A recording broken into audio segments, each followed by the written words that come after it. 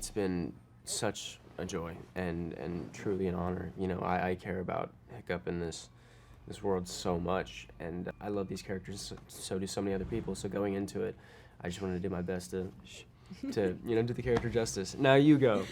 It was a real. I mean, it says it's just a real honor, and I think there is something quite stressful about it, about taking on characters that are so beloved and that we both love so much. But I think there is something also really There's also something really cathartic and like full circle about getting to see yourself as a version of something that you looked up to as a child is really amazing.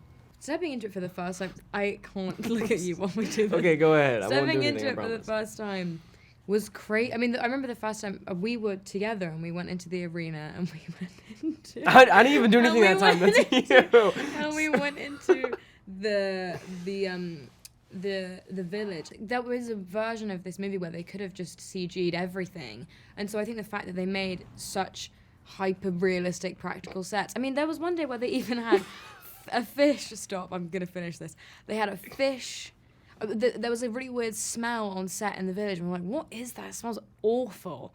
And they were like, oh, it's the fish hut. Yeah, they built like a fish house. And we were like, what do you mean, a fish hut? And we went in, and there was like raw fish, rotten, hanging all over the house. And then a fan. They put into and then a fan blowing it into the village. And we were like, why are you doing this? And they were like, for ambience, for the vibes. And me and Mason were like, turn off the fan. It was horrible. But it really does make it so that when you're on set, it's just, you're totally in it. And it was very, very... Yeah, it was really easy to really just step on set and they really put you in that world. So it wasn't much... You don't have a choice. It wasn't too hard on that end, so it was nice. A lot of people have pets and, you know, they love them so much and they can see a lot of their pet in Toothless. And, you know, that's what I take away from it is every time you watch like a character like that, especially Toothless or something, you can really just, you know, put your pet into that movie and watch that, and you know, you just love it so much. And me and Mason watched the movie in Brazil recently, and the entire time I was being like, Mason, Toothless is adorable, and he was like, yes, I know, and I kept being like, no, you don't understand, because he's so cute. Oh my god, I have one